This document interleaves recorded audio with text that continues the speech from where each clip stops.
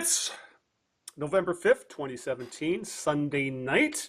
It's Lions free weekend. They are playing on Monday night, so we've had our weekends free to do other things, and one of those other things is talk sports, and that would mean it's time for the Knee Jerks, Detroit Sports Talk with Eno and Big Al. I'm the Big Al of the equation, Al Beaton, longtime Detroit-based podcaster and blogger. Joining me on this experiment is good friend, co-conspirator, co-creator, co-host, Greg Eno of numerous places on the web. Greg, this is new for us because this is going to be a bit of an experiment, see if we can pull something off. This is a landmark episode of the Knee Jerks. First time we've ever tried video on this program. We debuted the show in May of 2009, and here we are some 8 years and 5 months later doing video for the first time. We're catching up to the rest of the digital crowd here. Looking forward to it. Big Al has done some research on how we're going to do this. We're also going to be making, he's going to tell you in a little bit how you can also listen to the podcast in addition to watching it. But I am Greg Eno from numerous places on the internet, not the least of which, of course, is my Out of Bounds blog on WordPress. You can also check me out with my Red Wings stuff on the Wing Wheeler, my WordPress Red Wings blog. So just check me out there. Just Google Greg Eno Out of Bounds, Greg Eno Wing Wheeler, and find me there. Follow me on Twitter if you would, at Greg Eno. Follow the Knee Jerks on Twitter, at the Knee Jerks. Our Facebook fan page is facebook.com/the Knee Jerks. Our blog is thekneejerks.net and .usa, .us, kneejerks.us. And our Facebook group is the Knee Jerks group, oddly enough, and you can find that on Facebook and join us for some discussion about sports there. That's separate from the Knee Jerks Facebook page. That's it's called the Knee Jerks group. We kind of endearingly call each other on that page fellow jerks. So come and check us out there. Al's going to tell you how you can listen to the podcast on all the different types of platforms in addition to watching it this time. And after we do that, we'll go over the menu of items for today, and we'll do the birthday game. But Al, how can people find us? All right. As always, we are available first off on the, I guess call it the mothership, Blog Talk Radio. Go to the webpage, as Greg just described. TheKneeJerks.net will take you right to our webpage where you can directly download or directly stream the audio podcast. Now we're going to have two separate feeds here, which we're still kind of working all this out. As always, we are on iTunes. Just search the Knee Jerks, Eno and Big Al on iTunes. We're also on Stitcher Radio. It's an excellent podcatcher, as they say. I listen to most of my podcasts on Stitcher. It's available on pretty much anything Android, anything iOS, and also through your computer on your web browser. Easy enough. Just, again, search the Knee Jerks, Eno and Big Al, and subscribe to us on there as well for streaming and downloading. And we're going to be on YouTube with this video. As soon as I get it all figured out, I will add all the pertinent links to the show notes, including where to find us on YouTube, and we'll set up a subscribe and notifications on YouTube as well. Like I said, this I wouldn't say we're Luddites per se. We're just well behind the times. I mean, we're talking to a couple of guys here who started this little Knee Jerks thing by texting back and forth, I think, on AIM, the old AOL Messenger. So, and then we would just post our transcript on our respective blogs, and here we are, 8.5 years later, experimenting with video. And I'm warning you now, I have a feeling the video might be a little rough because I am not exactly an expert when it comes to editing it. So it might be some raw video for a while till I get the hang of doing fancier things other than just uploading stuff to the web. But with that, I think that about covers it. Again, we'll go over everything as we go along here. And again, everything will be on the in the show notes, on the show page, and of course on our Facebook presence. Greg will make sure all that info gets posted there. So with that, Greg, anything else you need to cover before we move on? Well, I guess in 8.5 more years from now, we'll actually do this in HD. Is that what you're saying? I'm recording in 720p because that's all my camera will do because that's how old it is.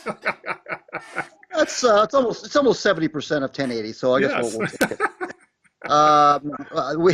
We've got lots to talk about. Actually, we don't have a lot to talk about because, like as Al indicated, the Lions don't play until tomorrow night, so we can't even do this show tomorrow night because it would coincide with the Lions. But we have a little bit of Lions to talk about. We have some Tigers.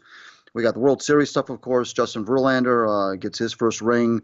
We're going to talk a little bit about what's going on at Little Caesars Arena with those two occupants down there. But before we do any of that, we're going to play a little game that we like to call Whose Birthday Is It, Maestro? Everybody knows how we play this game by now. I give Al a clue or two or three of an individual whose birthday it is today in the world of sports, and if Al can correctly guess that person within the first two clues, he'll win an edition of Skittle Bowl. Remember Skittle Bowl? I love Skittle Bowl. I used to drive my parents nuts because it would make that clattling noise in the big old plastic tray. So that's at Hell stake. yeah. That's at stake here. I will tell you that this is kind of a more of a modern, contemporary person. This person was born on this date in 1974, so he's only 43 years old today, so that might help you out a little bit. He made his name in the world of basketball, I will tell you that. Mm-hmm. He is a Tar Heel, I will tell you that, and I will also tell you that he was a Piston in a relatively big trade, I believe in 1996. And he 97 actually. So 1997 came over, and I think I'll stop there. All right, let's see. And no, I never cheat on these. Even though I'm recording, I'm not quickly typing on the, looking into the Googles, as the old people would call it. And now we can tell if you're doing that because you're on your own camera. Oh, geez, Tar Heel played for the Pistons. This would be, like I said, in the 90s. Christ, I'm drawing a blank right now because I tried to forget that the teal era Pistons, to be honest with you. Other than Grant Hill, there was very little to remember about that damn team. So Right. I am going to, as they used to do on, What's My Line? I'm going to flip over the $20 question and wait for the $50 question. So if I have my game shows correct anyway. You do. Yes, as again, anybody younger than 50 probably wonder what the hell we're talking about when it comes to these things. But regardless, I'll wait. We'll get to question two in a little while. We have a lot to talk about specifically about. I think to start with, let's start what's going on with the replacement for Joe Louis Arena, Little Caesars Arena. Greg, there's been if you've been paying any attention to watching either Red Wings games or Pistons games on the tube, or I have not been there in person yet. I've seen the outside of it. I took a look at it when I went to a late Tiger game in September. But I have not yet seen the inside of it. The girlfriend has. She went to the Paul McCartney concert there and said it was beautiful, but we'll get into that. But if you've been watching these games on television, which I have, I'm sure you have, between the Wings and Pistons, it's on several nights a week, there has been large swaths of empty seats, and even more so for the Pistons. I mean, there was a couple of nights with the Pistons, and we'll get into the Pistons because they're off to actually a really good start right now. That it looked like the lower bowl might have been a quarter full, not maybe half on a good night. And this is a place that holds approximately 20,000 and supposedly state of the art, beautiful everything, yet no one is going. And obviously the team's not playing well, even though the Pistons are, but no one expected them to. So I could see why the first couple of games of the year people weren't going to business games, so they were expecting to see what they got last year. But like Wings are, this is a big hockey town, and Greg, no one's going to these games. Obviously the tickets sold are still in the high teens. I think the last Piston game was 18,000. But they were probably lucky if there was 10,000 people there. So what do you think is going on with the attendance? Is it strictly because the teams aren't expected to be good, or is there more mitigating factors, such as supposedly the Pistons fan base is based in Oakland County and are not traveling? There's a problem with the pricing. Is there? I really don't know. What do you think? I'm tending to fall in the line of if you win, they will come. But until you start winning, you have to do things to make them come. Specifically, that's either cut prices or make it some sort of an event. What's your call on this? Well, I've written many times about this. The Pistons, you can put them in Detroit, you can put them in Pontiac, you can put them on Auburn Hills, and they're not going to draw flies unless they win. And that's just the way it's been. It's been like that ever since the team got here in 1957, frankly. They've been vagabonds in their own town. They've been, kicked out of buildings for motocross events and for monster truck shows and so forth. And, they have not. They've been the number 4 team in town. They've been the redheaded stepchild in this city. I think you could make a case here, like if you throw in Michigan and Michigan State, they're like the eighth team. That's like the seventh or eighth team in town Well, when you throw yeah, I in mean, college sports. sure. I mean, that's you can make that case. But that's why when the news came down last year that the Pistons were going to move back downtown, I was not one of those folks who was, all giddy and happy about that. I kind of scoffed, frankly, at the people who said, "Oh, the Pistons are back home and where they belong." I'm like, where they belong? The last time they were in Detroit in 1978, they just have not drawn. They don't. They even in those really good days of 73, 74 in that area when our friend Ray Scott won the Coach of the Year award, and the Pistons won 52 games, and Mm-hmm. they had that dramatic 7-game series against the Bulls. They kind of drew a little bit, got into in 5 figures on a lot of nights, 10 grand and above. But other than that, Al, this it's just been a struggle, and Yeah. even in the Silverdome, when they weren't giving away free tickets, when they weren't papering the house with 40,000 fans, probably 20,000 of whom didn't pay. It's always been if they don't win, the place is like a library. It was like that at the Palace. Now, if they win and they won championships here, they won 3 of them, and if that's going on, yeah, they'll get some crowds.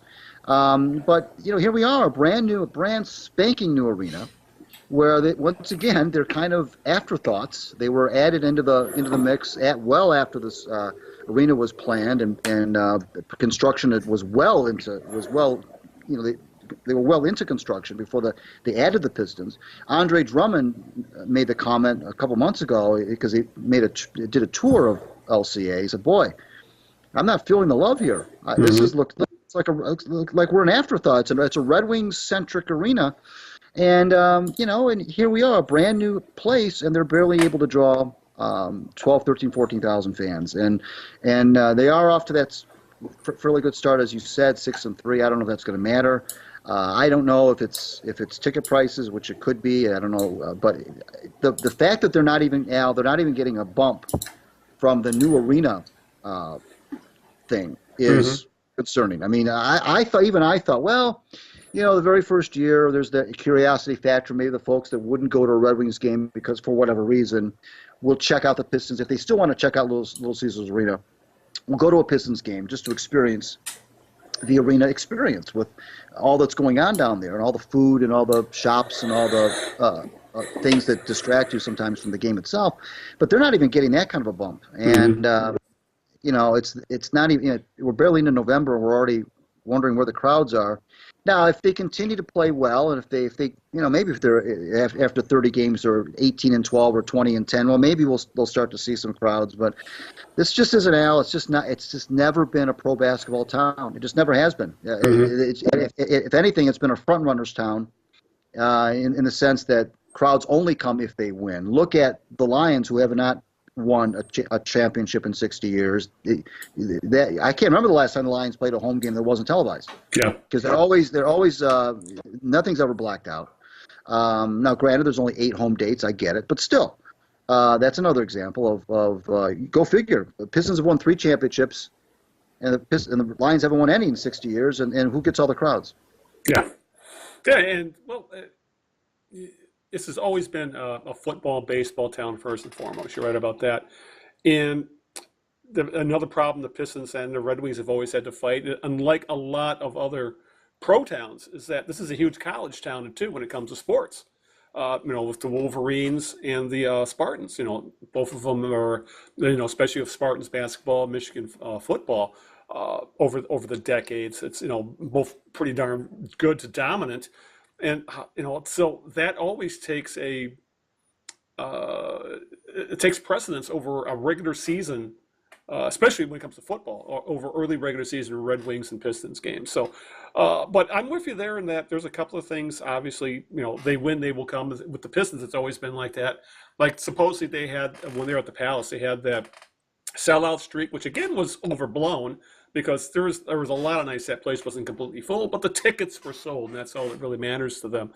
But in the end, I think there's a couple of things. One, people don't believe in the Pistons yet. People think the Pistons Wings aren't going to be very good, so they're not going. Plus, you got ticket prices have gone up, especially in the lower bowls. That's that's what happens when you have a brand new arena. And I think also the fact that I think there might be a little bit of backlash there with the fact that there's public funding involved uh, in the arena, and the fact that the Pistons and the Red Wings are owned by billionaires. Yet they're still going to the public draw to get cash in a town that's especially over the last 20, 30 years has had trouble with its finances. Yet we're pouring tax money into essentially cribs for billionaires' toys, I should say. So I think it's a confluence of things, and in the end, it really did, like you said, if you win, they will come.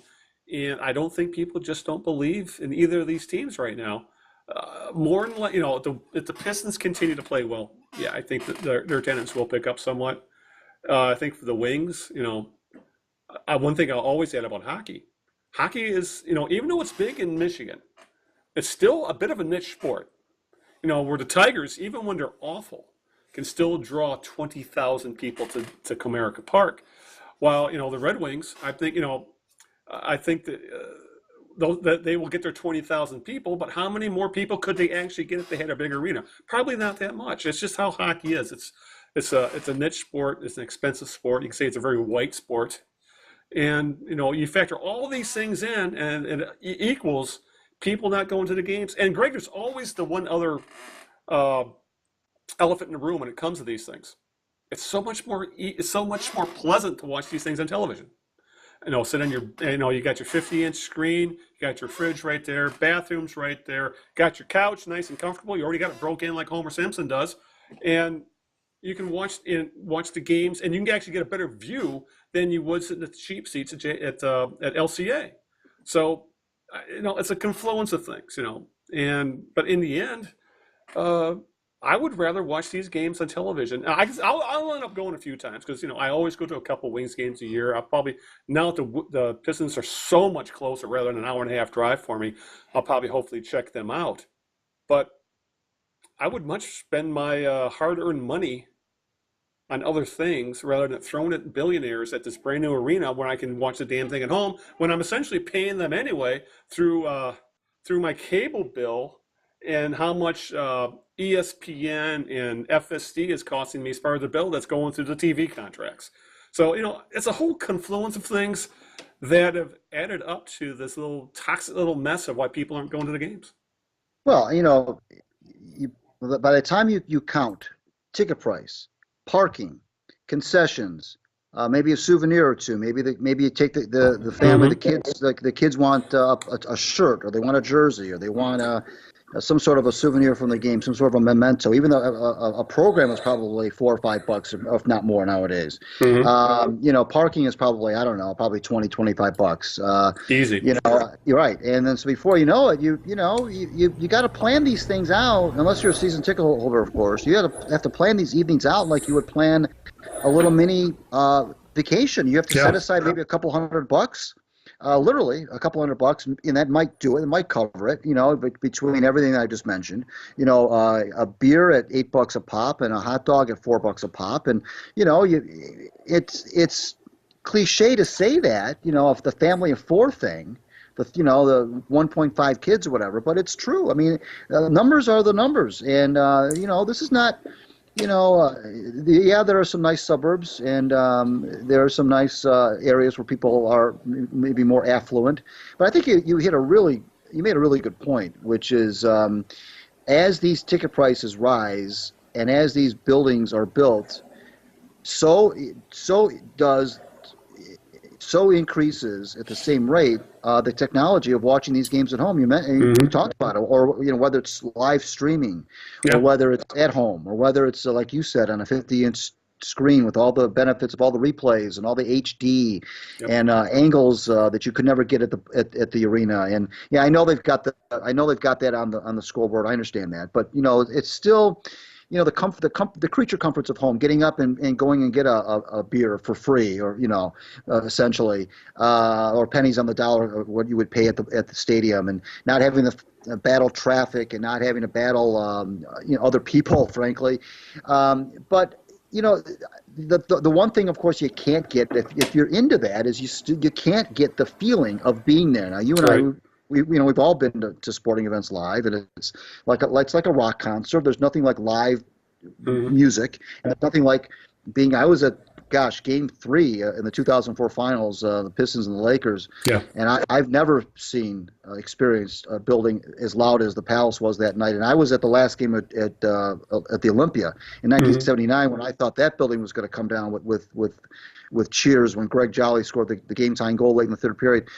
So it can get loud there. There's no question about it. But and there can be an adrenaline rush from going to experiencing a game live, and you can always go home and watch the highlights at home, or if you tape it at home, you can go back and watch parts of it if you want to at home. And so there still is that hook if that's what you're into. But again, it's all about the money, and is that are you going to want to drop a couple $100 on an evening for them? And if you do that, Al, maybe you do it once a year. It's considered a special night out. Hmm. It's not something you just decide at 5 o'clock on a Wednesday night. Let's go down to the Little Caesars Arena, watch the Pistons play the Sacramento Kings. I mean, it's not Hmm. something that you really do. You plan these things out sometimes weeks ahead of time, Hmm.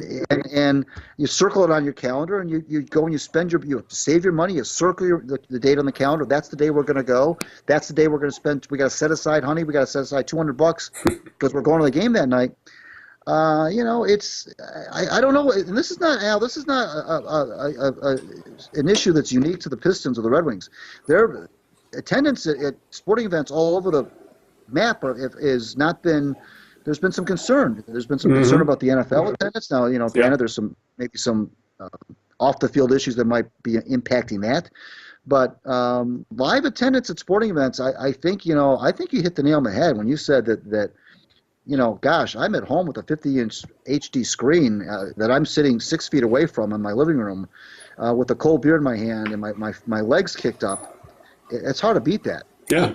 Yeah, you got an aging population. We're part of that. We're both in our 50s now, and like for example, I refuse to go to the big house anymore. I used to go to Michigan games all the time when I was younger. Now it's just too damn uncomfortable because they have 110,000 people crammed in on bleachers, and they give you about 12 inches, maybe 14 inches to sit. I am too old to put up with that crap, and uh, it was starting to get that way with going out to the Silverdome, but the trek out there, and there was nothing there to do, and it was like really a pretty crappy place. Even though I do admit I think some of my most fun games I ever went to was out to Silverdome because that was such a wild west kind of a place. And talk about loud. Back in the Barry Sanders days, I thought the roof would come off that place. 80,000 people going nuts. So I can relate to you there. But yeah, I'm at least in my case, I'm getting older. I don't want to spend that kind of money anymore for something kind of ephemeral. You know, as I said, that's a few $100 you have to plan on spending, and it's gone. And what you have on it, maybe some memories and a ticket stub, or in today's in today's parlance, you'll have a PDF on your phone or something. That's about all you'll have left. So yeah, this is between attendance issues at stadiums, like we're seeing it at Little Caesars Arena, and you brought up ratings as well. I know the NFL ratings are going down. There was just news over the past couple weeks about the Tigers' ratings this year. They lost a couple ratings points. They're still doing very well overall in MLB. I think they were like sixth or seventh, but they're normally one or two. But still, TV ratings are dropping. The tennis is dropping. I went to one Tiger game this year. 'Cause as I've always say on this show, if I'm not here, Linda and I are up north. But one week we were here, we didn't go up. So it was September. We went to a Tiger game. But the main reason we went to the Tiger game was because the secondary ticket market, we were getting box seats, 10 rows from the field for $6 each because no one wanted to go and they were just trying to load them. It was the same with parking. I ended up parking in the new garage they built up there for $6 as well.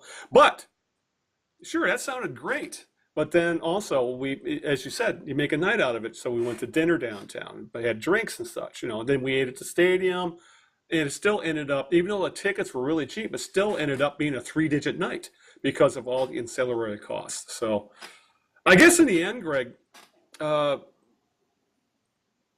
people will show up if they win. And right now, I don't think either fan base is buying into this team. They're starting to see signs of the Pistons, at least online, with the online fan base. But you aren't going to. But the online fan base isn't filling up the stadium. That's corporate people, that's casual fans, and they aren't going to start showing up to either of these teams' games until they start winning consistently.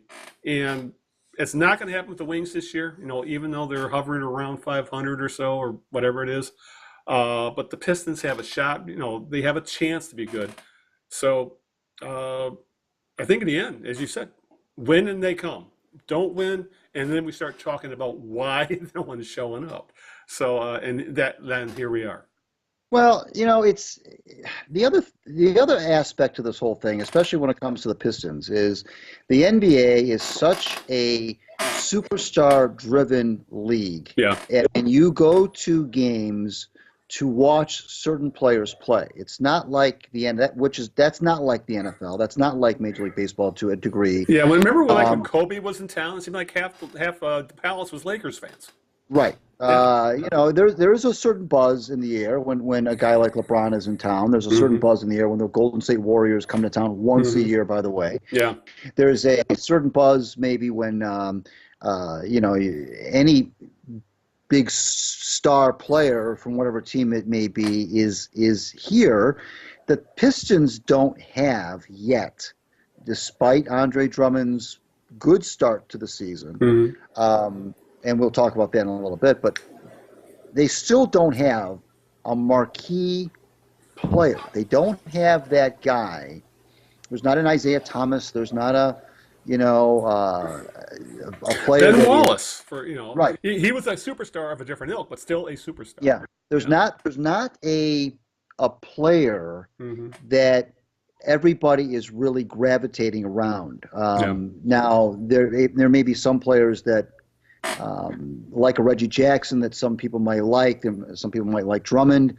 But there are a lot of first of all, there's a lot of new faces on the Pistons. There's a lot of new players that a lot of fans don't even know about. There was a lot of upheaval in the offseason. You've got draft picks. You've got trades that were made, free agent signings. If you ask the casual fan on the street, name 5 Pistons players, or name anybody off the bench. It might be a tricky one. And so they're 7-3. That's great. But there still isn't, Al. There's still not that guy. Let's flip it around. Is there anybody in the Pistons where if you were lived in Chicago, or you lived in New Orleans, or you lived in Miami, and the Pistons were in town, is there anybody on the Pistons roster as a fan of another team that you would say, oh, there's a buzz. Andre Drummond's in town. I don't think he's there yet. I don't think he's that kind of a player. I don't know if he ever will be either. Right. Where fans from other cities would get excited. Yeah. You got when the bad boys were in town. Oh my God, Isaiah's here and Mahorn's here and Lambier's here. The guys that wear the black hats. Oh, of course, they would draw incredible on the road. The Red Wings drew, as you know, incredibly on the road. The Red Wings have always traveled well. They've got fans all over the country. Yeah. But again, those were the days of putting on any given night, there's 6-7 potential Hall of Famers on the ice. So you have to, it's like anything else. It's like any other form of entertainment. Yeah, you're going to root on the team, but the players themselves have to also be intriguing enough to make you want to go and just see them play. And the Pistons just don't have anybody like that on their roster. It's just the way it is. Yeah, that's a great point. And I think it's a good time to kind of segue into the Pistons a little bit here. As we brought up their start. So let's kind of set the tone with the Pistons. They are off to a very good start. They are, I believe, 2nd overall in the East. They are 1st in their division in the Central. 10 games in, they are 7-3. This is their best start since the going to work era was coming to an end. That was the 08-09 season. And I think what's more interesting about the start is they're not just beating a bunch of nobodies like they did. I believe, what was it, last night? I believe they beat the Kings last night. Regardless, they did win and was a back-to-back, which is a big deal in the NBA. But they've also beat, I think, the most impressive stretch was beating the Clippers and Warriors on a West Coast trip on back-to-back nights. And that is a sort of thing that over the past few years, I think everybody's expecting the Pistons are just going to get blown going to get blown out of the arena. And there was a little bit of backslide because then they lost to the Lakers, who aren't a very good team, to finish that trip. But still, a West Coast trip, they went 2-1 and beat 2 playoff teams. I mean, that's a hell of a trip for any team, let alone the Pistons in their recent history. So one of the other things, they're 3-0 on the second night of back-to-backs, which is a big deal in the NBA because there are games in the NBA with your schedule wins. If you come with a little bit of effort, and you're finding a team that's played back-to-back nights or on their third game in 6 or something like that, you put a little bit of effort, you're going to get the win. That's just how the NBA is, and the Pistons are starting to take advantage of that. There's also the fact that you mentioned some of the free agent pickups and trades. Avery Bradley has been a huge pickup. He is essentially the finished version, and probably a better version than KCP is. He's a guy who can shoot 3 and play defense on the wing. Galloway, Langston Galloway, who people thought, why did they sign him? Turns out the guy's a dead eye from three-point land. Stan Van Gundy knew what he was doing here. And there's always the Tolliver effect.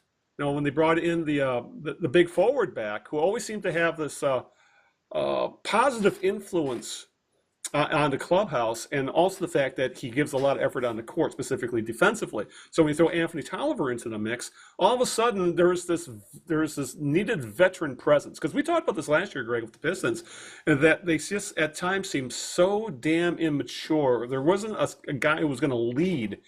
I think Van Gundy and Bauer may have found those guys, and especially in Bradley and Tolliver. Tolliver isn't going to light up the box score, but he's going to give you that effort every single night. He's a glue guy. He's a glue guy. Exactly. He's a glue guy. And Bradley is a glue guy, but a far more talented glue guy. The kind of guy that teams win with. So when you throw all that in, and all of a sudden Andre Drummond maybe seemingly figuring it out, all of a sudden what looked like a team that was going to struggle to get the 40 wins, all of a sudden it has the vibe of maybe being a 50-win team. I wanted to mention this at the top of our Pistons discussion. We were going to have, I should let the viewers now, I can say that now, and listeners know that Coach Ray Scott was going to be with us, or I shouldn't say was going to be with us. We would try to get him to be with us. But Coach has a very good excuse, by the way, for not being here. As you know, Al, he's being inducted into the Philadelphia Sports Hall of Fame. As a matter of fact, he's been inducted. That happened this weekend. So Coach was in Philly, and I just wanted, and I know I speak on your behalf, to give him all of our love and congratulations. Well-deserved honor, belated honor as far as I'm concerned. Philadelphia Sports Hall of Fame, Coach Ray Scott. So Godspeed to Coach, and that's great. But the other thing too, Al, when you're talking about Drummond maybe figuring it out, and the fact that we talk about the glue guys like Tolliver, who plays good defense and so forth, and that's one thing. If the Pistons are if they're gonna find a niche here where they went and. If they do that, it's going to be the way they've done it in the past. The Bad Boys teams were endeared because of hard work and defense. And the 2004 championship team was loved for its hard work and its defense, and that whole going to work thing. And I don't know how many times in the playoffs that year they didn't even allow teams to get 70. You can barely get 75 points against them in a game. And if the Pistons are going to win back fans, and you got to remember too, they've only made the playoffs once since 2008. Right. So I mean, we're not talking about a culture of winning around here. As a matter of fact, if anything, the culture has been backstabbing the coach. It's been unlikable players. It's been dogging it on the court. It's been players refusing to acknowledge they have free throw shooting problems. They've just been a very unlikable bunch for over the past 8 years as a whole. As a whole body of work, they've been an unlikable bunch. Well, now if they're going to worm their way into the fans' hearts, they're going to have to do it with these kinds of efforts, with the Anthony Tollivers of the world. You mentioned Ben Wallace a few minutes ago, being a superstar of a different ilk. Why? Because of the defense. Detroit sports fan has always gravitated toward that dirty, get dirty, hardworking lunch Hmm. bucket kind of a player. That's why they gravitated to some of them gravitated to Brandon Inge, those kind of players that nobody Yeah. really. They were just, Ben Wallace is a perfect example. I mean, Hmm. I'm not trying to put Ben Wallace and Brandon Inge on the same plane because that's not fair to Ben Wallace. But I'm just saying that that kind of player, and I think that if they're going, since they don't have a superstar, since they don't have a guy that's going to, make the rest of the NBA go gaga, then they're going to have to do it, and that's how they're going to have to win games too. By the way, by a Hmm. total all hands on deck effort, guys busting their butt all night, and if you do that. Even though basketball still falls far behind the other three sports here, I think if you do that, you'll do well. I think Detroit fans have always appreciated effort, hard work because they give effort and hard work in their day-to-day lives, and so they expect. You mentioned a little while ago about paying millionaires. Well, the least you can expect from these guys is effort. And that's also where the Pistons have been lacking, Al, and that's why they've lost games, and that's why they took a step back. I think last year there were problems in that regard. Now, so far after 10 games, it's a small sample size. I'm not seeing that right now. I'm seeing effort. I'm seeing defense. I'm seeing a team that believes in each other. And I don't know if it's the Avery Bradley effect, with his winning culture coming over. I don't know if it's the Tolliver thing you were talking about. I'm not sure, what it is. Galloway. I mean, some of these other guys. Moreland, this young Moreland kid they've got. I mean, they don't even miss Marcus Morris right now.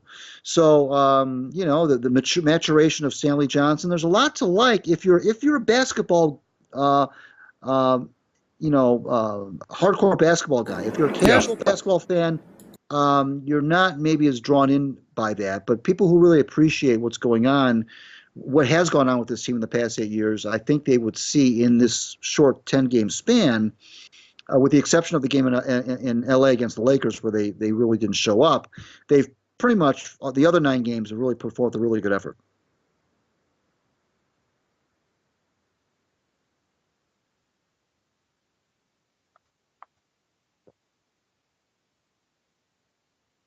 Al, I can't hear you. I had the muted because there's a train going by about a mile away. It sounds much closer. Yeah, this is the kind of town where I think Stanley Johnson would become a huge cult figure, much like the Grindline guys at the Wings, just because of the way he plays absolutely uh, awesome defense. That's a The, great example, the grind yeah, line. Great hmm example. yeah. So those obviously, as you said, those are the kind of players that this town has grown to love, and that's why they despised Andre Drummond for so long because he just gives off that vibe of taking plays off, or losing his focus, or for whatever reason things don't go his way, he becomes lackadaisical. That hasn't happened this year. But that's the main reason. I mean, we've talked about in this podcast where we got so turned off on Drummond and why this fan base was turned off on him, just because of the things we've talked about. This town loves the players. They don't have to be the most talented players, but if they're given their 100% on the court, on the field, on the ice, this town will definitely give you the benefit of the doubt. And Drummond lost that benefit of the doubt from his performance over the last couple of years. It's starting to change this year. He's starting to look like that guy we saw a year or two into his career. And now that he looks like he's might have figured out the free throws, he's making 75% right now.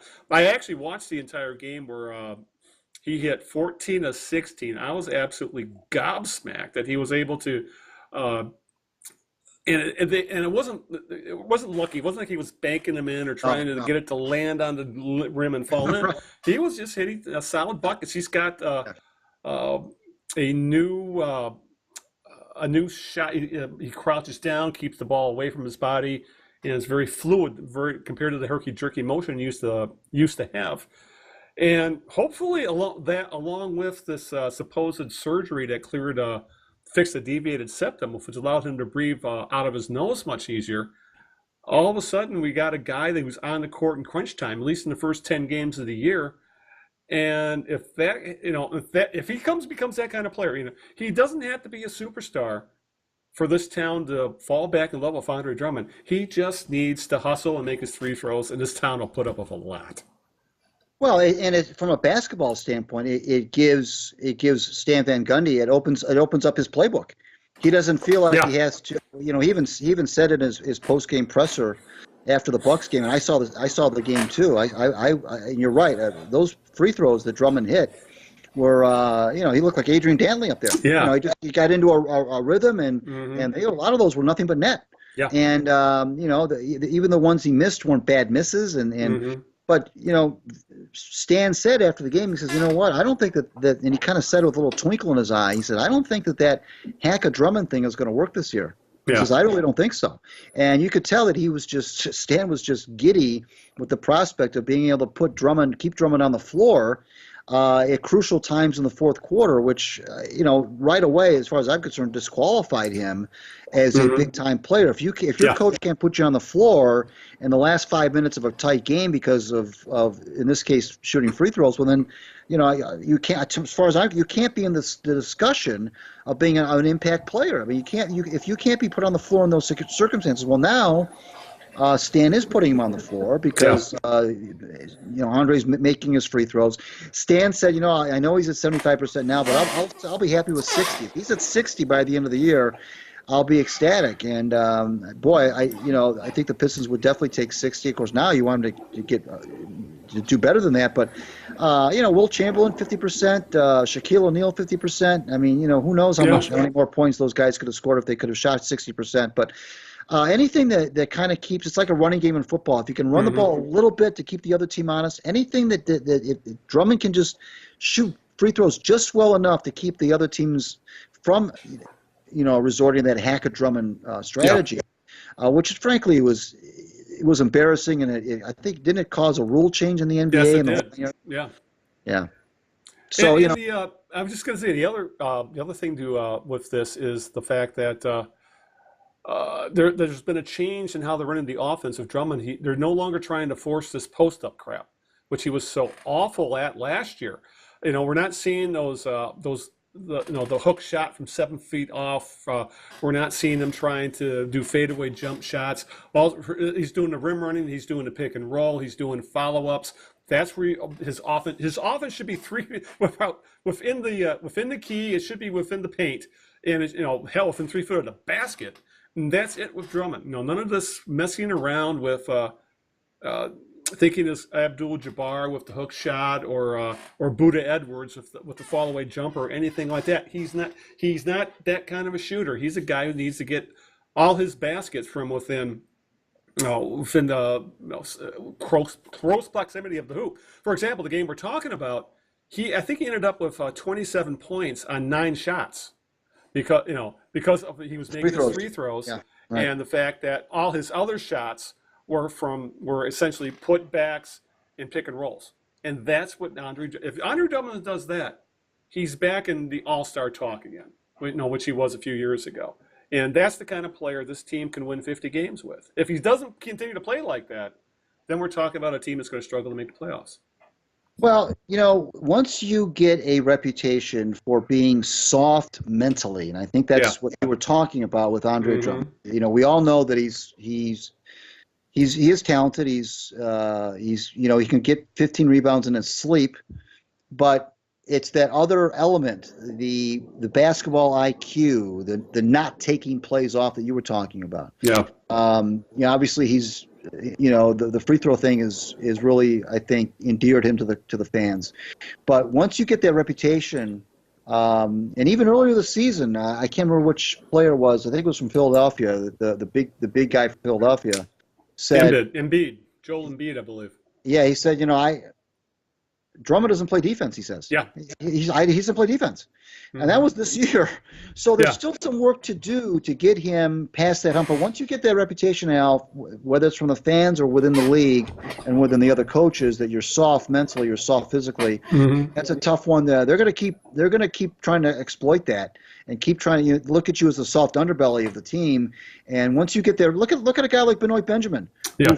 He fought that reputation. Joe Barry Carroll, whose nickname was Joe Barely Cares. Yeah. I mean, those guys, they had those reputations for just not always giving 100%, and sometimes they were misunderstood, and then a lot of times they probably were unfairly criticized. But that's because once you get that reputation, it's hard to undo it. And I think right now Drummond has some heavy lifting to do to kind of turn things around in terms of how he's perceived within the league and by his fans. Yeah, that's a good point. What the Sixers had to say about him, and it was very, very true.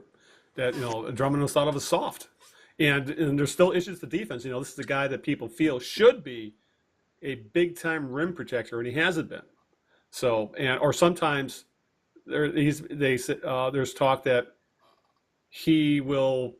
He's so eager to build up the rebounding numbers that sometimes he lets the rim go just so he can get those extra rebounds for because say what you will, he is an elite rebounder, but if he gives up a couple rebounds and protects the rim, I'll give you the rim protector every time. There's other guys on the court who can rebound the ball. So again, small sample size stuff we're talking about Drummond here, Greg, but that's all we have right now. And considering what we've seen of him for the last 2 years, this is very, very encouraging to make this team a much more fun one to watch. And they are this year, I will say. I haven't watched all their games. I've watched more than I did at this time last year, and they have been a far more entertaining team to watch. I think it also has a lot to do if you got guys like Bradley and Johnson and Tolliver who just give effort every single night. And hopefully that kind of stuff is going to rubs off on the Jacksons, who I'm still not sold on Reggie Jackson.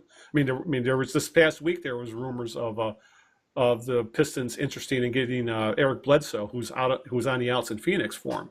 But if guys like that can rub off on Drummond and Jackson, and some of the rookies or the really young guys, the Kennards and the Ellensons, we might be onto something. But I think it really, but Drummond's improvement and the glue guys doing what they're doing best. All of a sudden, this team looks and is playing like it's starting to pass the smell test. I'll put it that way. The eye test. They're starting to look like a team that's going to be above 500 all year. They're starting to look like a team that's going to be not just in the hunt for playoffs, but have a chance at having home court in the first round. But it kind of feels like they're now the team we thought they're going to be last year. Right. They finally got there this year, but it took the addition of a few pieces to do it. Yeah. Well, and that is a byproduct of having a culture of losing. When you have a culture of losing and you've lost for so many years in a row, and you've missed the playoffs for so many years in a row, and you get that taste of it, like the Pistons did in 2016, where they made the playoffs, and even though they got swept by the Cavaliers, I thought that they acquitted themselves as well as you can in a sweep. Right. I thought they pushed Cleveland hard in those 4 games. I thought that the Cavaliers, once those games were over with, knew they had been in a series, even though, again, it was only 4 games. I thought that the Pistons did as well as they could. Yeah, I loved Stanley Johnson trash talking LeBron James in that series. Right. Yeah, but what happens sometimes, Al, is you don't, if you're not used to that, and you're not used to being able to take that next step. I remember writing a column the summer of 2016, kind of comparing that Pistons team to the Pistons team of 1984, which first cut its playoff teeth in that dramatic first-round series against the Knicks. Yes. And that they kind of built on that, and that was kind of where I think some of the metal of that team was forged, and they kind of built on that and would get better and better, went deeper and deeper in the playoffs every year until they finally won the championship. Well, I was obviously wrong on that one. I misfired on that one. They totally went backwards. They did not handle adversity well. I know Reggie Jackson was hurt. I get it, but they did not handle adversity well. They did not get off to. They weren't cohesive. They weren't. It's almost like they didn't know how to handle, how to take the next step. Yeah. And now they took a step back last year. Now, like you said, what's happening now seems to be what should have happened last year, but maybe they just needed to take 1 step back to take 2 steps forward. And again, we're saying all this after 10 games. Who knows what's going to happen? But yeah, especially by the time we get the coach on the show, who knows what things will be like. Well, yeah, but the thing, Al, is that the East, the East is not exactly filled with behemoths. No, it's not. The Cavaliers, even Cleveland is 4-6. Yeah, Uh, some of the good teams right now are sleepwalking through the first part of the season, yeah, like I mean, like the Cavs.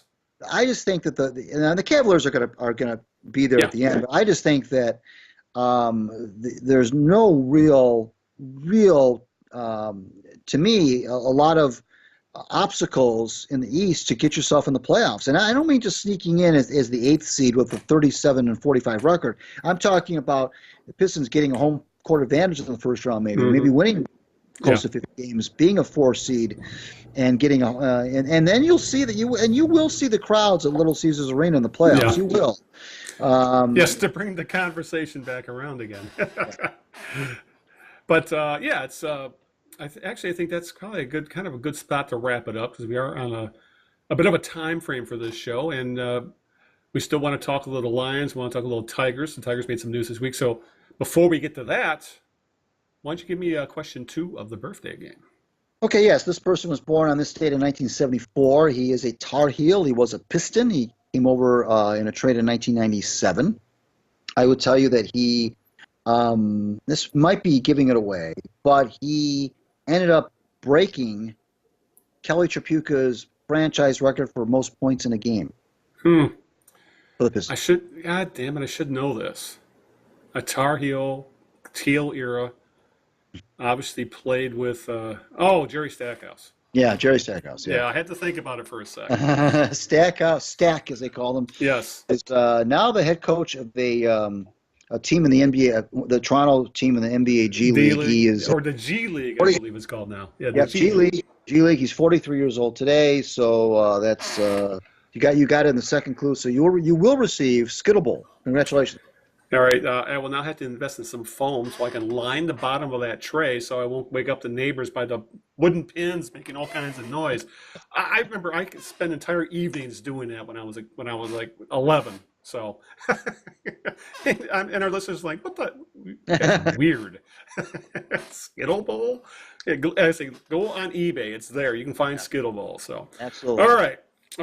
Before I think we'll finish the show in the Lions. It's because it's kind of a bummer to talk about, and there's not really a lot for us to talk about because of how the time frames worked out. And there's been a lot of news in baseball, but between an awesome World Series, huge entertaining World Series, the Tigers making a lot of news this week between filling out the coaching staff, getting all the names. Released out there who's going to be on the staff next year. And the fact, late this week, there was a roster purge. I think that's a good place to start because I found that really interesting.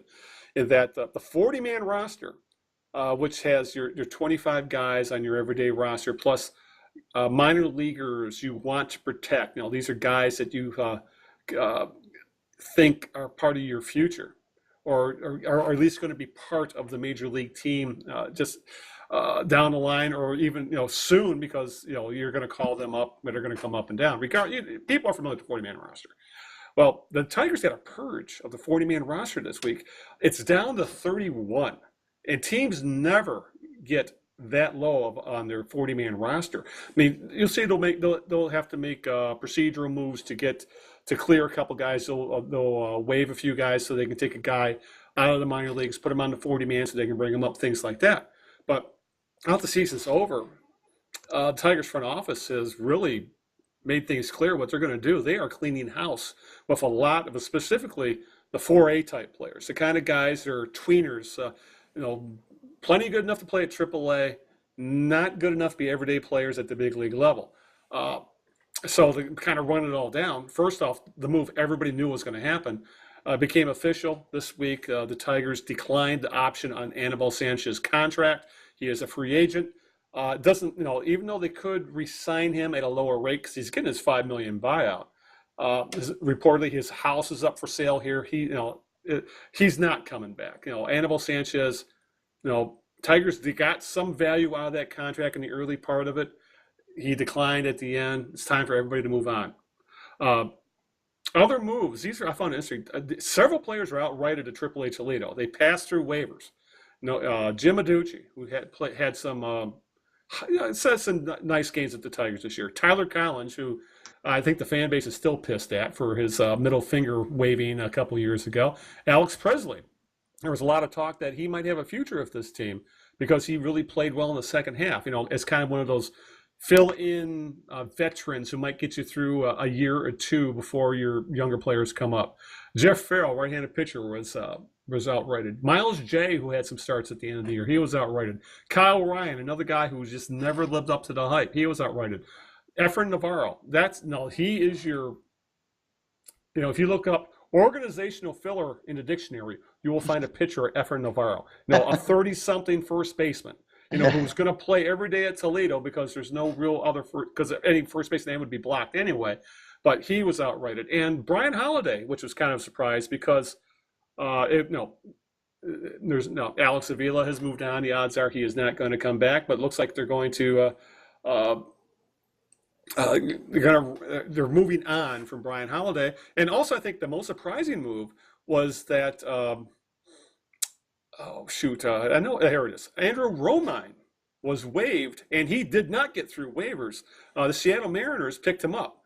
And that really came off as, here's a guy who's making $1 million, I think he was making $1.4 million. He's about 30 years old. He's going to get more expensive. He was due to probably get a raise up to about $2 million. And the Tigers decided, let's see if we can, you know, we'll sneak him through waivers. If he doesn't, well, we don't have to pay him. That's exactly what happened. So that opens up a spot for utility man, middle infielder type. And I was actually kind of surprised that happened. I thought they would just roll with him next year, but he's gone. And the other move, they added a guy to the 40 man. That was Victor Martinez, because he had to come off the disabled list, whatever list he was on. It was just procedural. He has not yet been cleared for baseball activities, but it remains to be seen what the Tigers' plans are with Victor. But Greg, I just found this interesting. These are a lot of guys who got, you know, some run this past year, and the Tigers are just saying, you know, we need to clear space on the 40 man because one, they have younger players they want to protect because of Rule 5 draft.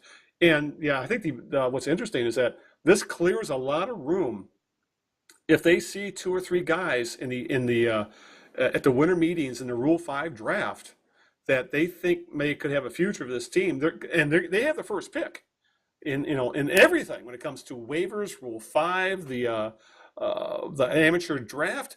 You know, if there's players they think that can help the team, that's what I'm guessing they're thinking, is that we're going to have some guys come available this winter. We're going to have first crack at them. We need to clear some room, get rid of some of the organizational dead weight or guys we could just keep anyway because no one else really wants them, and that'll open up room for guys we might be able to find diamonds in the rough, be forced to keep them on the roster for a year, but then we might have something then on. So I just found it interesting because these were a few guys I like, Presley, Aducci, even Collins, I thought might have a role next year.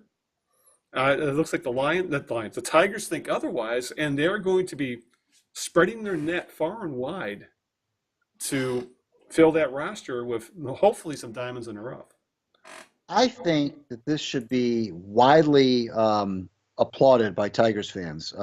Nothing against those players that you mentioned personally. Yeah. I have nothing against them personally, but it's in this. The thing I like about it is it's in the spirit of what they say they're doing. Yes. It sounds like they're putting their money where their mouth is, which is we're turning over a new leaf. When they talked about the coaching staff and they talked about the manager, and you didn't want to have too many ties to the old. You mentioned, I think, you used the term "old guard" or "old boys network." You said, yeah. When it comes to the coaching staff, and we'll talk about the coaching staff in a little bit, but I think the same thing holds true with the players themselves. I mean, a guy like Romine, okay, fine, okay, he's a utility guy. Well, you're going to tell me that Andrew Romine's irreplaceable? Yeah, a good team's not going to give him 350 at bats or 400 like the Tigers did. No.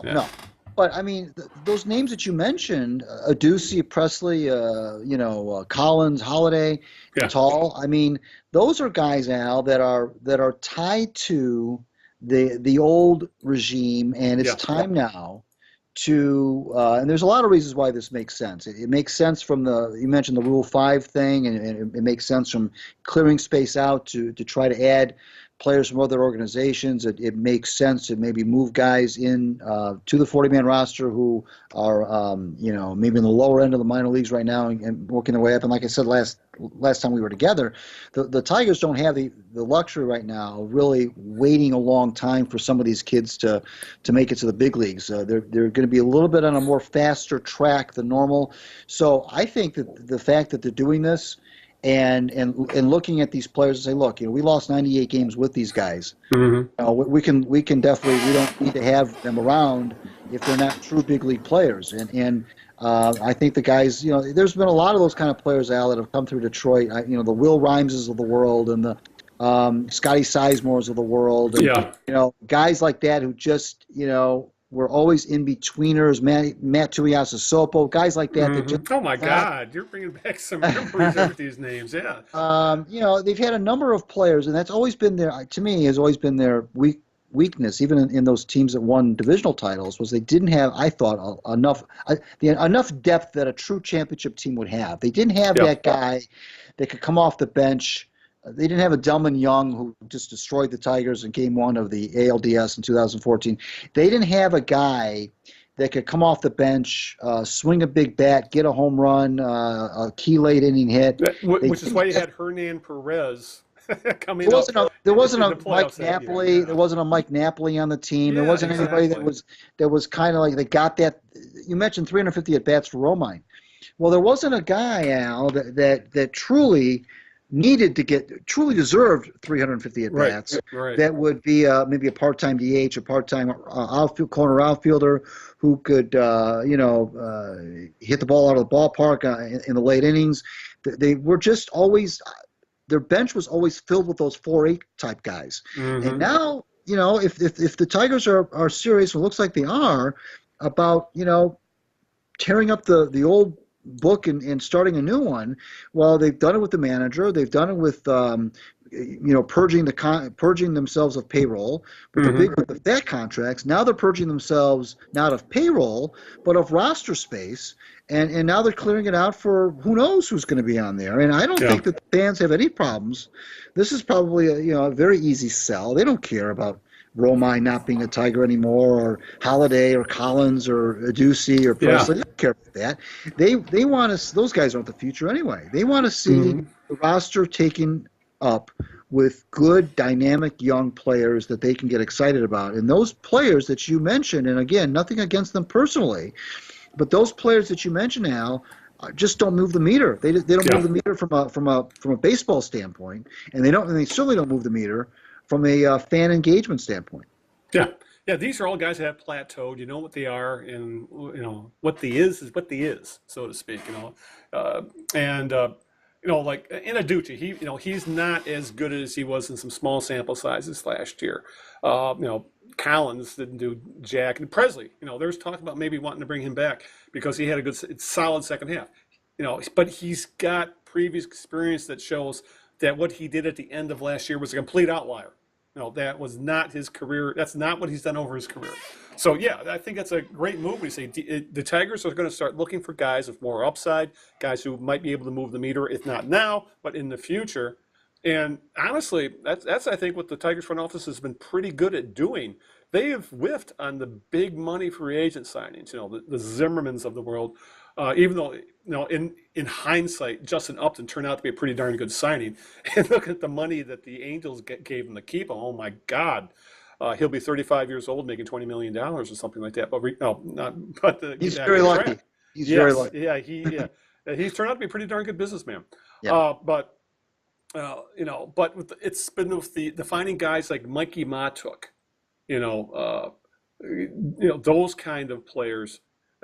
Where it looked like that's just organizational filler, and looks like they found a guy who's going to fill he's not an all-star by any means, but he looks like a legit major league player who can probably give you around an 800 OPS, and he's another one that falls into that category. The fans are going to love him because he gives 100%. He never takes a game off, a playoff.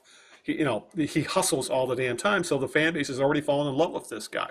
And those are the kind of players I think Avila, since that's his background is scouting, his background is personnel, I think we might see some very interesting pickups this winter in Rule 5, in waiver, in the draft, things that the fan base has not paid attention to for a decade because we were just waiting for the next big ass free agent signing that we might, that I have, I'll just say this, I have more faith in the Tigers' brain trust finding those kind of players than I have with them making big free agent signings because they've proven to they've done themselves pretty darn well with finding guys who might have been organizational filler with other teams but have a role here.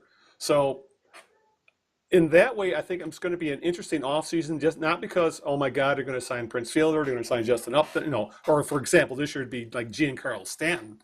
But it's going to be interesting to see what direction they decide to take with the type of players they're picking up, like in Rule, because they're going to grab 2 or 3 guys in the Rule 5 draft and hopefully find 1 or 2 that'll end up being on the roster the entire year. Obviously, that's what you have to do with these guys if you want to keep them in your organization. Otherwise, you have to offer them back for like $25,000 or something like that. But yeah, it's you nailed it when you said it's time to move on from guys who we know aren't going to move the meter, the guys that are essentially they're going to spend, they're at AAA for a reason. They're emergency call-up types only. You're not going to win games with them. So why don't we just move on? If we can keep them, if they pass their waivers, we can keep them. Great. If someone else decides to pick them up, great. But we got them off the 40-man roster, and now we can decide to move forward where we really want to take the franchise and get away from the old guard. You really called it there. And this is the only way that you're going to get folks to buy into the fact that you're truly going in a different direction. And it's not. These are calculated, Al. These aren't just. This isn't just a cleaning house just for the sake of cleaning house. This is a calculated move based on what the team plans to do next. And whenever the fans think that you have a plan and you stick to that plan, more often than not, they'll fall in line with you. Well, Bob Quinn, I think the reason why people have confidence in Bob Quinn as a Lions GM is because he seems to have a plan and he seems to be sticking with it. What gets people scratching their heads is when plans go awry and a new plan takes its place, and then a new plan takes its place, and a new plan takes its place. And going back to the Pistons, I think that's the discussion we had about them is that was part of the problem as well. Right. So not only were they not winning, but there was no plan. There was no.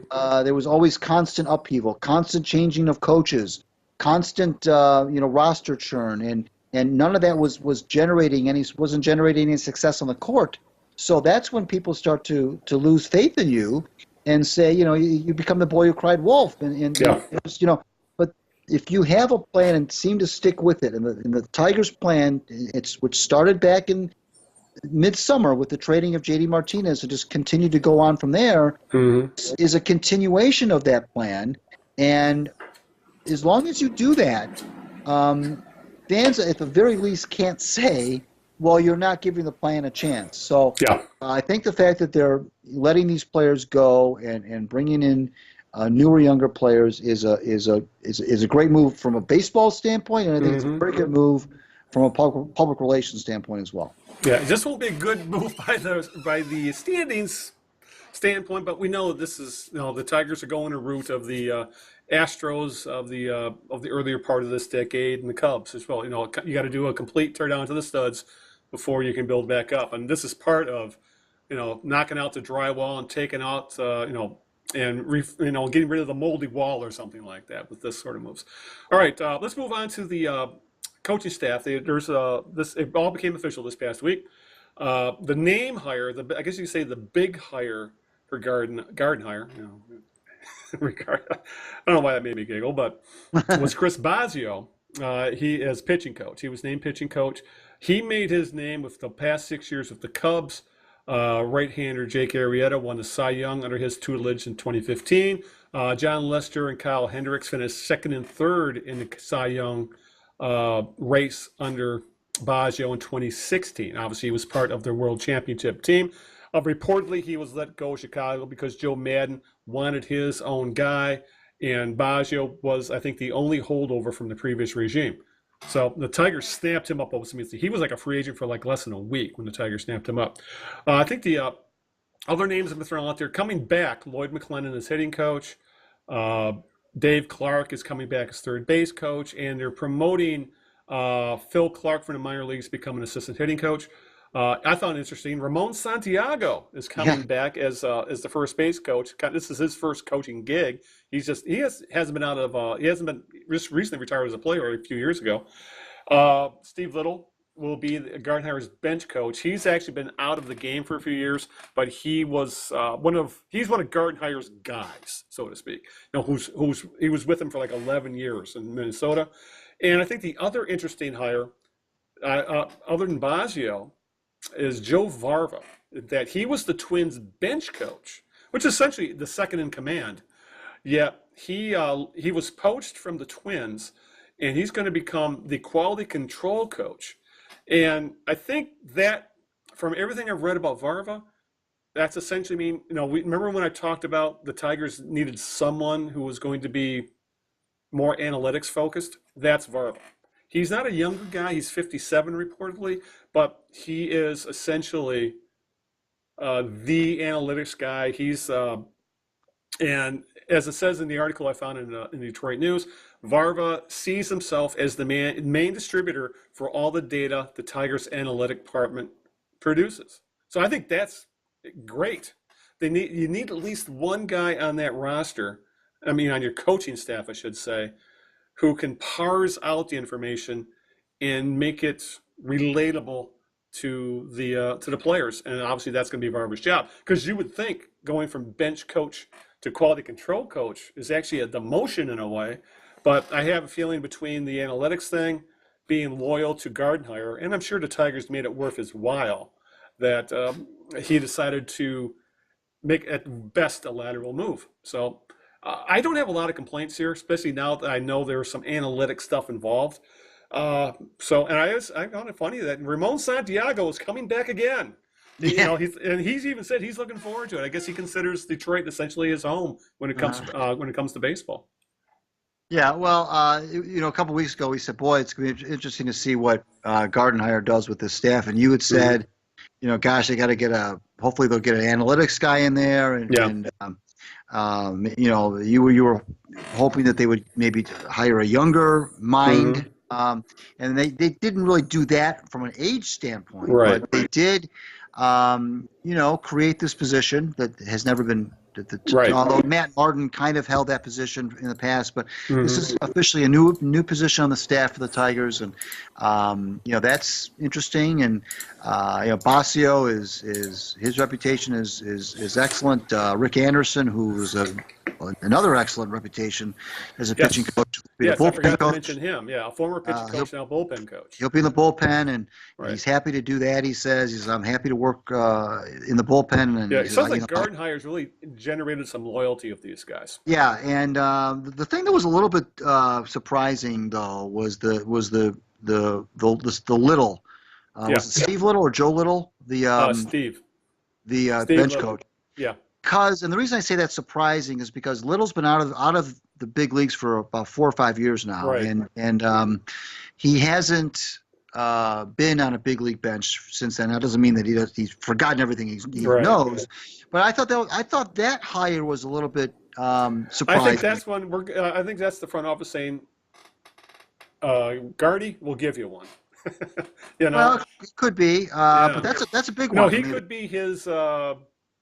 What's his name? Who did the Tigers just as bench coach? Oh, you mean Lamont? Yes, he could be his Gene Lamont. I think that's what I'm thinking. Just the old buddy, kind of thing. Because Lamont hung around with the Tigers for it seemed like decades, as in some sort of coaching position. Yeah. And now he says he's not looking for another job. He's not leaving baseball. So, right. But that just sounds to me, he sounds like he gets that gig, which is the manager's buddy. Yeah. Well, all right. Maybe. But with that, let's. I know we got kind of. I'm going to push you along because you're the one to set the time frame here. So. That's right. All right. So we got to talk a little bit about the World Series. Epic 7-game World Series. Justin Verlander got a ring. Even though I do find how the fan base treated it a little overblown. How they, oh, they will, one of our guys got it, whatever. I wish he would have got it as a Tiger, but still, it was one of the, for I wasn't able to watch all of the games, but I was able to watch the best games. I got lucky that way. And like that game 5 that went till like 2 o'clock in the morning. Yeah. But if all World Series are that damn entertaining, baseball's onto something. I just wish they wouldn't start these games at 8:15. I mean, like the best game of the series, half the country probably didn't see it because it ended at it was like 1:50 in the morning, and that's damn ridiculous. Because that was a marvelous, hugely entertaining, one of the best games I've ever seen, and yet, if you wanted to see all that, you had to be up well past your bedtime. Well, hey, this is a long-standing problem that baseball has had. They don't know, for whatever reason, they're scared to death to start games at 7 o'clock at night. I don't know why. Even 7 o'clock. I know it's 4 o'clock on the West Coast. They're scared to death of doing that. They're scared to death to start a World Series game in the afternoon, period. Like it wasn't weird. Even on a weekend. I remember the 68 series. Every game was in the afternoon. There was not a night game in the World Series until 1971 in the Pittsburgh-Baltimore series. I think it was weekend games were always. Even when they started, weekend games were usually day games. Right. They're scared to death to go up against the NFL for whatever reason, although they went up against Sunday Night Football last week. Yeah. Which in that game 5 we're talking about. Why they feel like they have to start them so late when we all know that these games are not being played in 2.5. They're not crisp 2.5 hour games either. There was there was a couple of playoff games throughout that did do that, but for the most part, they were pitching change after pitching change after pitching change, and that extends games ridiculously. Everybody knows these games. It's like a pro football game. A pro football game goes 3 hours, 3:15, sometimes 3:30. That's what these baseball games. That is actually a 3-hour playoff game. Al is actually kind of short. I mean, a lot of these playoff games are well past 3 hours, if not pushing 4. So when you start these things at 8:20, like you said, darn well they're going to that at the stroke of midnight we're still going to be watching that game. Yeah. And this is on a Tuesday night or a Wednesday night or whatever, and if you want to start a game at 8:20 on a Friday or Saturday night, that's fine. I guess. Yeah, exactly. I don't know why you can't. It's still 5:20 on the West Coast. People are still coming home from work on the West Coast. I don't know why you can't start these things at 7:15. It's the World Series. I mean, fans are going to find their way to it on the West Coast somehow. Guess what? There's this thing called DVRs. You record the game, you watch it later. I mean, I don't understand.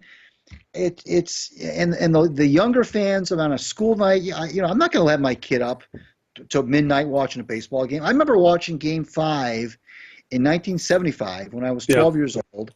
And Game 6 in 1975, the famous Fisk game, Carlton Fisk home run game. Mm-hmm. And I remember that was pushing it in terms of I think it was a Sunday night. It was pushing it for me to have my parents let me stay up to watch that game. Mm-hmm. That wasn't anywhere near midnight. Yeah. Yes. Nowhere near midnight. Mm-hmm. So, I don't get it. We were just talking about TV ratings a while ago. I don't know why. And then, heaven forbid, you run into what you ran into in Game 5, where you're going 13, 14 innings, and you got a lot of people, Al, that went to bed, didn't know how that game ended, and that should never happen. Yeah, and that was an amazing game. It should never forget the fact that forget missing all the amazement. Yeah. Nobody should be going to bed without knowing the result of a World Series game, and that's what happened. Yeah, exactly. It was awful. I feel awful for the people that couldn't stay up to watch it. One other thing I want to bring up the series is how A.J. Hinch handled his bullpen, because he really didn't have one, because his closer just absolutely blew up in the playoffs and couldn't get guys out. And it was interesting where he started using guys like Brad Peacock for 3 and 4 innings. I believe the NLCS clincher. He split it up between 2 starters. The starter went 5. This closer went not. But then he brought in another starter who went 4 and closed it out. And that's what we saw happen in the Game 7. Is again, he brought in a guy, and rather than like we would see with Brad Osmond, so I got a 7th inning guy, I got an 8th inning guy, and I got a 9th inning guy. He was getting guys out. He said, I'm riding him through it. And he ended up carrying him through, I think, 3 2/3 innings to win the World Series. And I just found it refreshing that at least, we're not going to see it in the World Series. We're not going to see it in the regular season just because it's so damn long. But it's refreshing to see managers taking risk and looking outside the box, how they're managing their games in the playoffs. Short series stuff, small sample size stuff, hot hand sort of thing. It makes perfect sense that when your closer isn't getting guys out, well, I'm not going to use them. I'm going to ride with a guy who's getting guys out, and that means if I got to use him 4 innings and then can't use him for 2 games, so be it. And that's exactly what the Astros did, and the Dodgers did the same thing as well. Like, for example, Clayton Kershaw, he pitched like 3 or 4 innings in Game 7, coming in relief. That's the sort of stuff I don't think we ever would have seen a few years ago. And I think managers are realizing, in the playoffs, you use your best players. You don't necessarily use guys in their roles. And it was refreshing to see, even though I'm in for a lot of weird pitching changes in some games where you had, like I mentioned earlier, pitch change after pitch change after pitching change. But just seeing managers manage outside the box, how they handle their pitching, I found it really refreshing, and I hope it's just something that continues with baseball. Again, I think it's more analytics based in that sometimes, you use your best, you use the guys who are getting outs, and just because a closer is your closer doesn't mean he's your best choice for that part of the game. And I loved how Hinch managed to manage his team through a World Series with a really, really shaky bullpen. Yeah, I'm not crazy with the way baseball is going in that regard. I know I'm not alone. There are a lot of people. The specialists.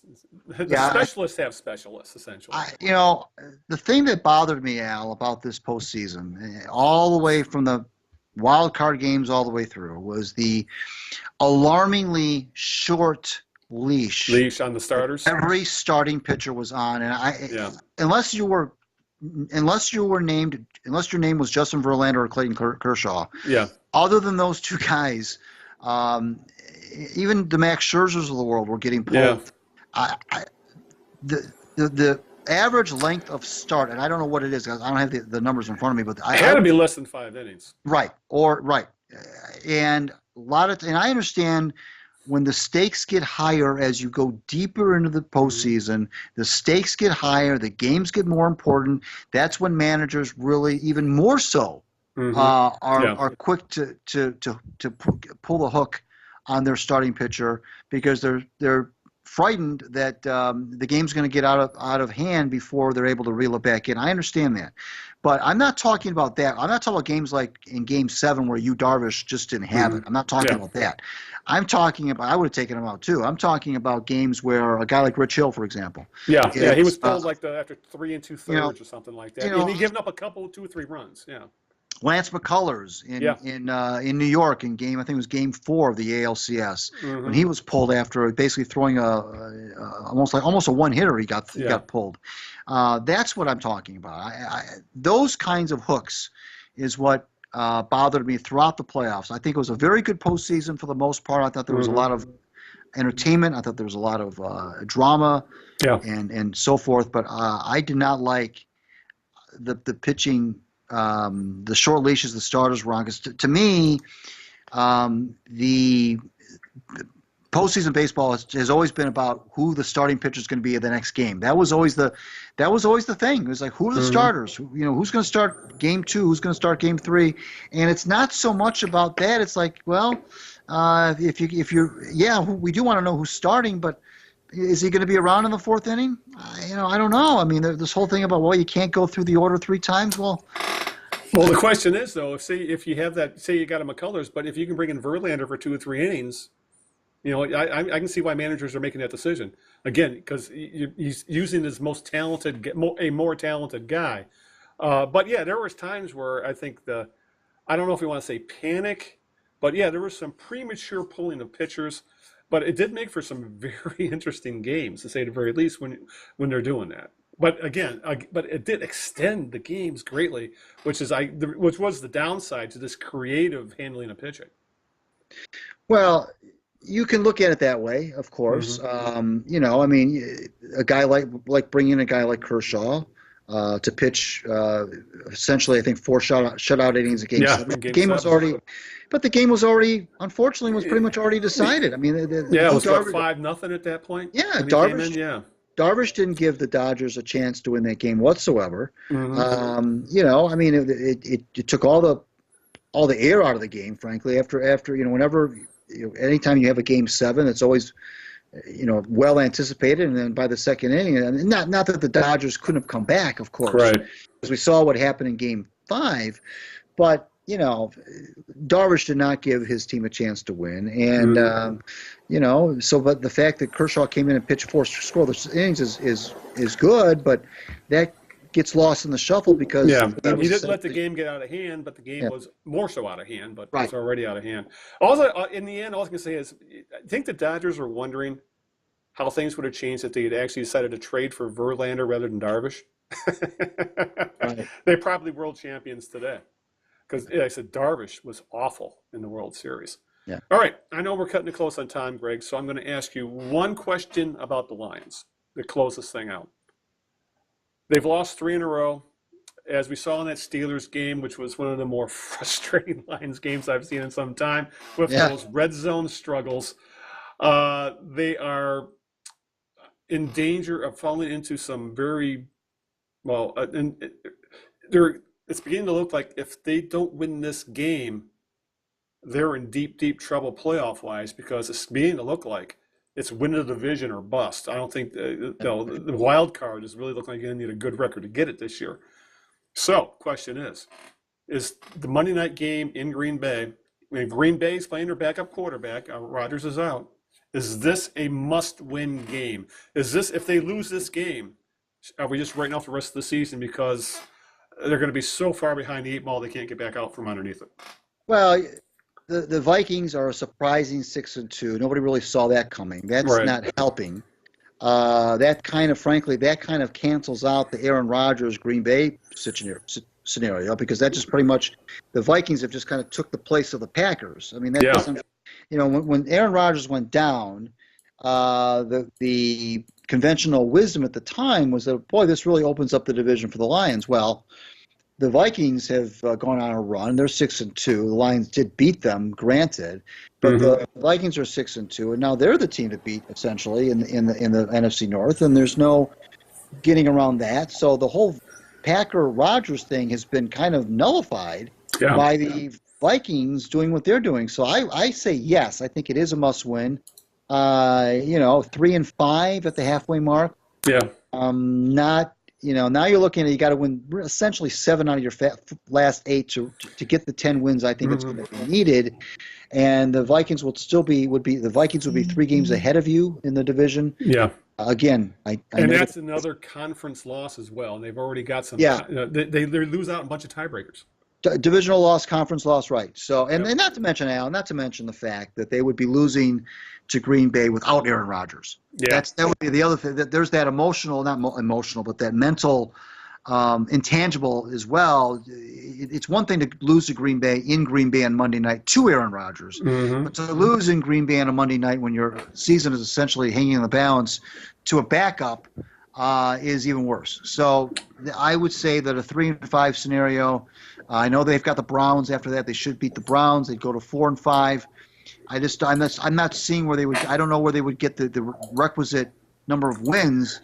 At least 10, probably more. Even with the wild card, everybody's looking. Yeah, it's going to take 10, and I just don't know. I just don't know where they're going to get the wins from if they don't. Even 4-4, they still have to win 6 of the last 8. So this 3-game losing streak, even though it's come in the first half of the season, is I think might be too much to overcome, because as we said last time, Matthew Stafford is not exactly playing like a Pro Bowl player right now. So it's not like they're losing these games despite great efforts, great games from Matthew Stafford. He's been his play has been reflective of the team's record.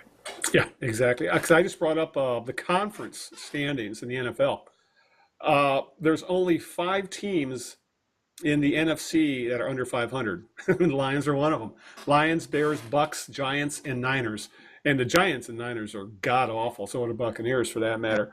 But you're right. Even at 4-4, they still got like 6 teams to leap to be able to even start thinking about the wild card, let alone the division. So yeah, this is a must-win game, because at 3-5, they pretty much have to run the table to even think about a playoff spot. And the way, again, parity is rearing its ugly head in the NFC, especially because there's so many teams hovering at between 5-3, 4-4. If the Lions win again, they'll be 4-4 as well. But they're on the verge of squandering what should have been a good start to making the playoffs. And thanks to this ugly losing streak, there's been some injuries involved, but there's also been some poor play and some very questionable play calling as well. Some of those 4th down calls against the Steelers, I'm still shaking my head about. But yeah, this Green Bay game must win, because it's set up, national television, backup quarterback in Green Bay who has not played very well, and the fact that the Lions got to win. If they lose this game, season's over, and I think we're giving a post-mortem on the next show. And when it comes to these kinds of games, Al, yeah, the Lions have not necessarily always risen to the occasion, if you know what I mean. Exactly. And so, if they're going to lose on the road to a guy named Brett Hundley, that would be a very Lions type thing to do. All right. With that, let's get the hell out of here. So who's your jerk of the week? I'm going to make this very, very simple. Eric Bledsoe, the point guard for the Phoenix Suns, who is now suspended indefinitely by the Suns. This is a guy, Al, who hasn't played in the playoffs in 4 years. He's done nothing really in the NBA. He's played for a bunch of losing teams. He's not. His resume is he's put up some decent numbers. He's not by any stretch of the imagination a superstar player. He's the player, by the way, that was connected via rumor to Reggie Jackson, and those rumors that you referred to earlier in the show, that the Pistons might be thinking about trading Reggie Jackson to Phoenix for Eric Bledsoe. It was Bledsoe, like they're talking Jackson in a 1st rounder. The reason I'm down on Bledsoe isn't just for those reasons, is for the reason why he's suspended to begin with. He tweeted out, now the Suns fired their coach Earl Watson after an 0-2 start, I think. It was 0-2 or 0-3. 0-3, I think. And Bledsoe tweeted out, "I don't want to be here anymore." Yes.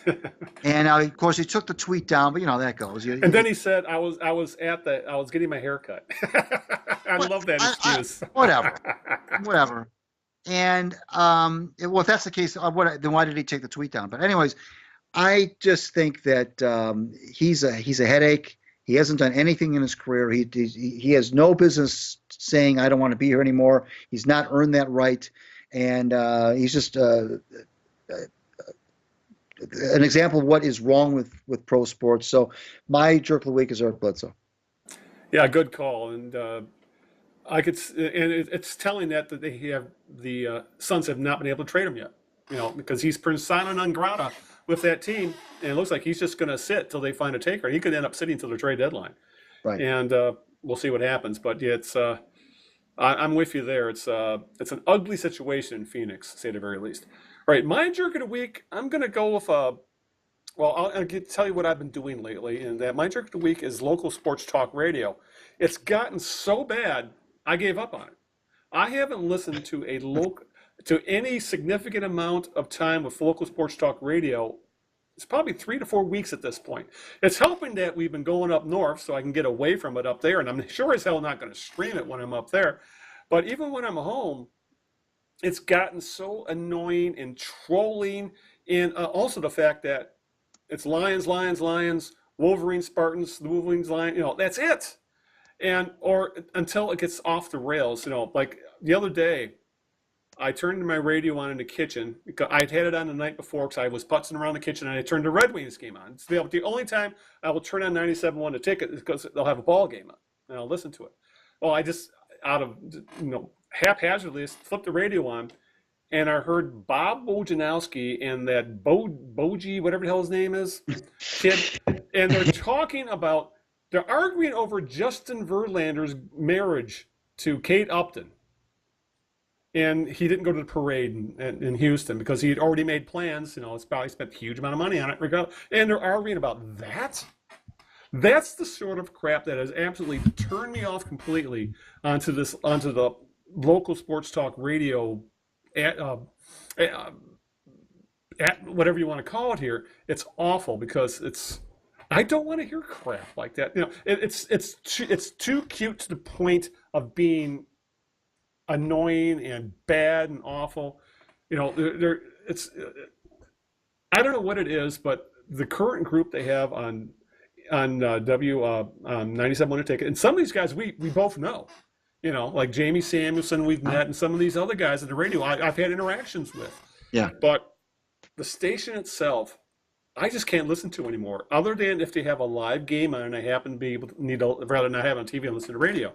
I just can't stand this god-awful banter that's on 97.1. And I think a lot of it has to do with there's no competition in town anymore. 11:30 is strictly all national stuff now. And then the other station, 105.1, went hip-hop because they weren't getting any ratings. So they have no competition, and it shows because it's crappy radio. And I gave up on it, and I don't miss it. There are so many other things to listen to, especially now that I've had access to satellite radio. All kinds of sports talk. You want to listen to sports talk on there, and it's not as annoying as the crap we hear in town. So my jerk of the week is local sports talk radio because it's gotten so bad. They've lost a dedicated listener, a guy who's been listening to it since the 90s. I've given up on it. I've washed my hands of it. I couldn't agree with you more. I don't listen to it a lot either anymore. And I'm in the car 45 minutes into work and 45 minutes back, and I don't listen to very much of it either. One of the reasons I get frustrated is it's filled with commercials. Every hour is just filled with commercials. Good call there. I'm running out of battery power on my phone, so I'm gonna make this fast. Everybody can read me on at Out of Bounds, my WordPress blog, and also the Winged Wheeler, my other WordPress blog. At Greg Eno is the Twitter. At the Knee Jerks is the Knee Jerks Twitter. Facebook.com. Go to our Knee Jerks group and hang out there. And our Facebook fan page is facebook.com/the Knee Jerks. Want to thank my lovely wife Sharon, and thank you, Big Al, for making Sunday night so gosh darn fun and for doing this video with. Yes, exactly. We'll see how that works. Let's not get carried away just yet. Again, thanks again for making time. Next time to plug your phone into power before we start a podcast. And, I want to give a shout out to Linda, who's working in the air tonight. Love you. Very little Wings talk at any. We'll get there. And I want to thank you for the listeners for putting up with our experiments and all this other stuff. All the links to everything will be in the show notes. So we'll leave it at that. So until this time 2 weeks from now, this is Al Beaton saying good evening, good luck, and aloha. Ciao, everybody. We'll see you in 2 weeks. Good night.